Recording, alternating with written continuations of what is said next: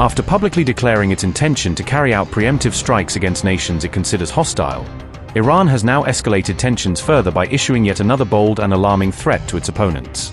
A senior Iranian military commander has delivered a stern warning to the United States, cautioning Washington against taking any form of hostile action targeting Iran's supreme leader.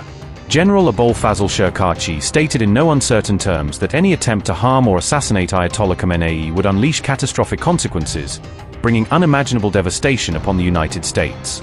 Shekarchi's remarks were made in response to recent intelligence reports suggesting that American agencies might be considering plans linked to the possible assassination of the Iranian supreme leader.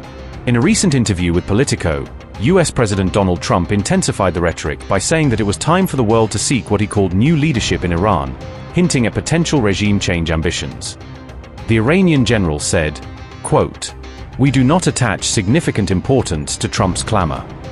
Trump knows that if a hand of aggression is extended toward our leader, we will not only sever that hand. And this is not a mere slogan, but we will set their world on fire and leave them no safe haven in the region. The enemies are aware of this, yet they continue their cognitive warfare. They know that if even a corner of our territory is violated, we will neutralize the threat before it can expand." One of the major scenarios during the 12-day war was to provoke turmoil in the market simultaneously with military pressure. As soon as the merchants and guilds realized that the enemy was seeking to exploit the situation, they did not delay for even a single minute. On the night of January 9th, all evil groups and parties united and entered the scene in an organized manner. However, the merchants and guilds once again showed self-sacrifice here and disappointed the enemy, unquote.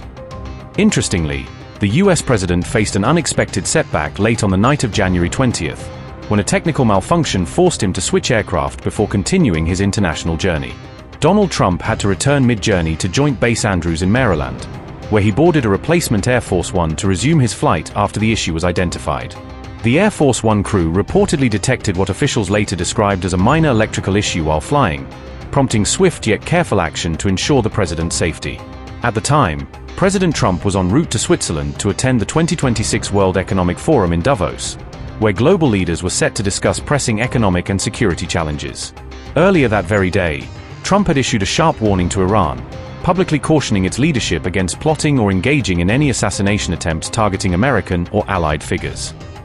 The US president said, "The whole country is going to get blown up. I have very firm instructions. Anything happens, they're going to wipe them off the face of this earth," unquote.